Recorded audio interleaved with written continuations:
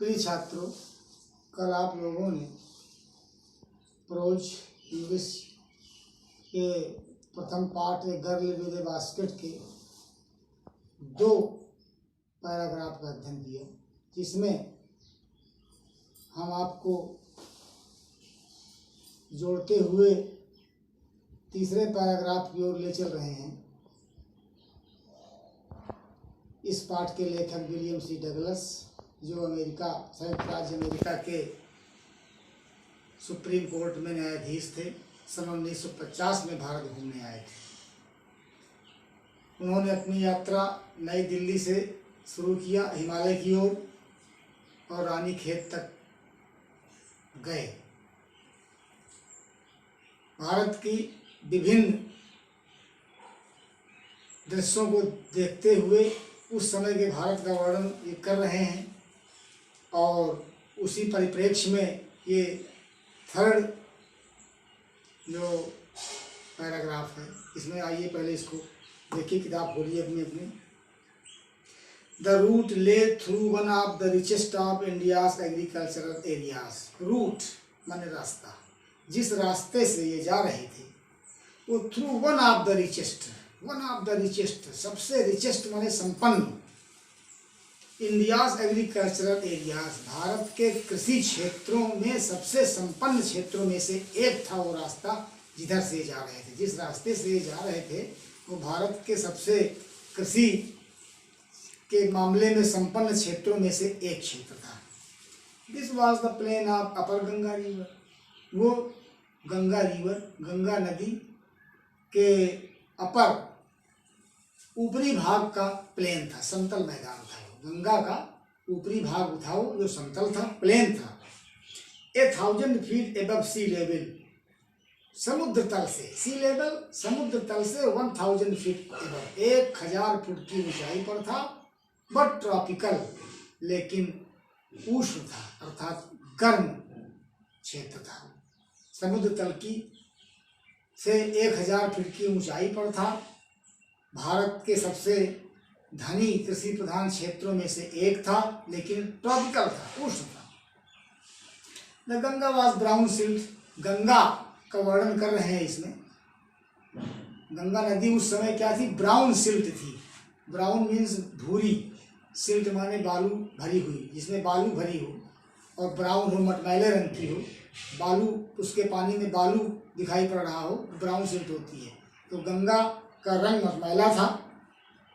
Solan with flood waters, swollen उफन रही थी, उफनाई हुई थी।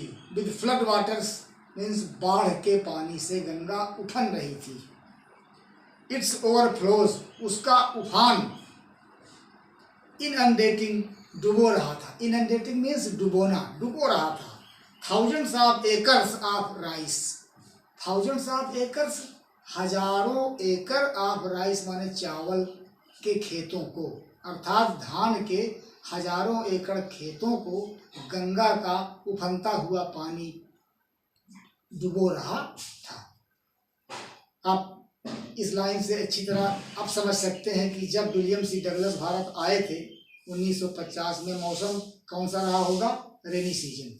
क्योंकि गंगा में जो फ्लड वाटर आता है, जो बाढ़ का पानी आता है, उस रेनी सीजन में आता है। और गंगा मटमैली ज़्यादातर जो सिल्ट लिए होती है वो उसमें होती है, रेनी सीजन में होती है।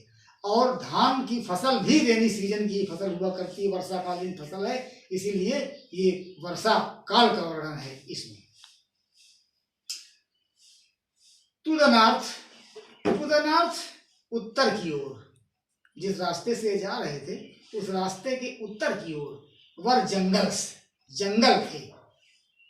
अब आगे डैश लगा हुआ है, जंगल का वर्णन है, कैसे जंगल थे। जंगल में था क्या? ग्रेट एक्सपांसेस ऑफ ग्रास, ग्रेट एक्सपांसेस, महान विस्तार या फैलाव, बहुत बड़ा फैलाव था।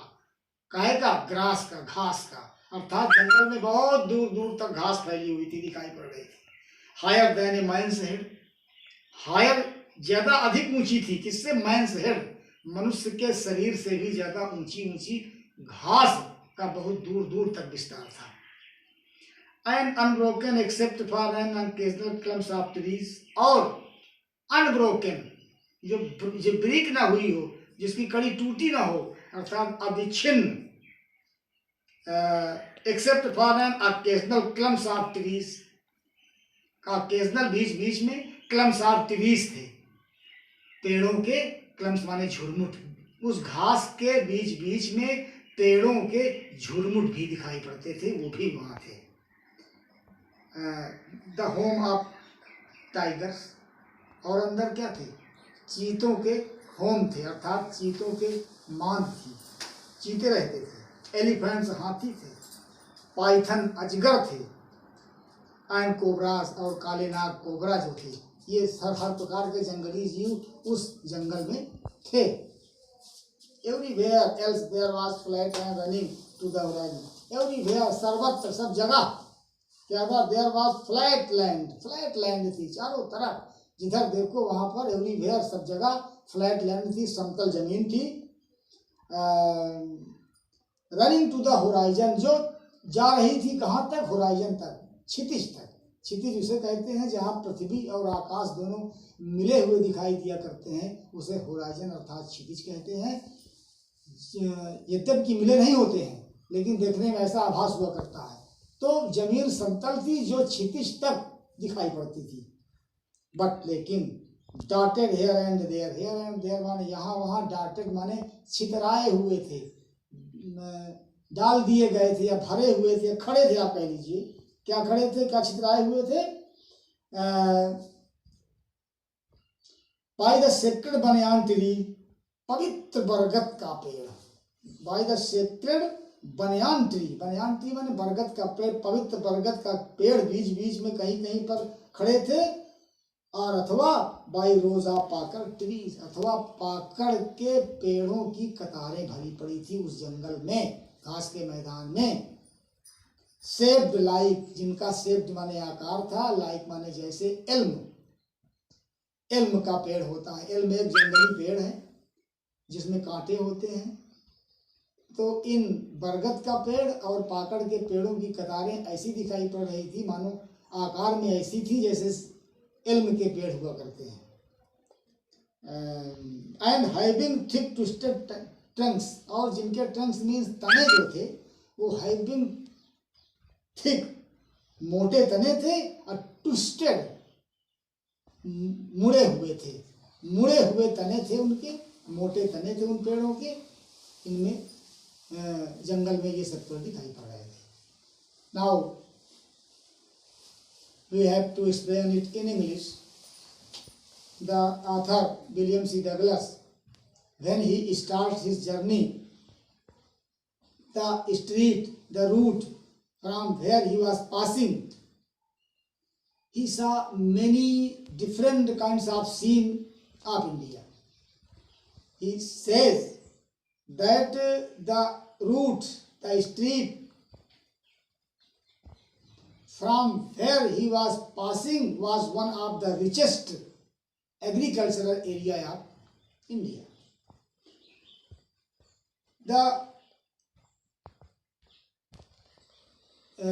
He says again that it was a plain area and it was the upper portion of river Ganga, and it was situated on the height of 1000 feet above sea level. But it was a hot area, tropical hot area. And now he describes about the condition of Ganga. The Ganga, it was a rainy season, and the water of Ganga was not clear, not clean water. It was dirty water because it was mixed with silt, and the color of the water was brown. But Ganga was swollen with flood water because it was a rainy season, and in rainy season it is seen that all the rivers have flood waters, and they overflow. So the overflow of Ganga was inundating thousands acres of the crop and fields of rice. To the north side of this route, the poet, the writer, not poet, the writer describes again that there was a great expanse of grass, and the length of the grass was higher than the head of a man. And occasionally there was clump of trees also, and there he saw the homes of tigers, elephants, pythons, and cobras. All these are wild animals, all these are poisonous animals, all these are dangerous animals, and all these animals are found in a jungle because they live there. In a jungle, we can find many kinds of wild animals. Everywhere there was a flat land running to the horizon. Everywhere. Writer says again that the land was flat, the land was plain, and it was running to the horizon. But here and there, he saw the tree of sacred banyan as well as the rows of pakar trees, and in shape, the shape was just like the tree of elm, which has thick and twisted trunk. In this paragraph, the writer describes about the natural condition as well as the real position of India in 1950. You know that the writer came in India only to see all these things because he was a lover of India and he was a lover of Indian culture. So he was trying to know seriously everything about India. And now I finish my teaching, and tomorrow we shall move forward. But today you have to explain some lines of this paragraph and you have to read this paragraph again and again. Note कीजिए, आपको explain करना है इस paragraph की दूसरी line का अंतिम शब्द द गंगा। द गंगा ढूंढिए, मिल गया होगा। द गंगा से लेकर के आपको एक्सप्लेन करना है कोबराज तक। Cobras, the Ganga dot dot आगे आ जाइए, पढ़ते आइए, कोबराज तक ये आपको एक्सप्लेन करना है in English. And you have to read this paragraph again and again. If there is some understanding, ununderstanding, please send a message in my WhatsApp and I will try to satisfy you as soon as possible. Thank you.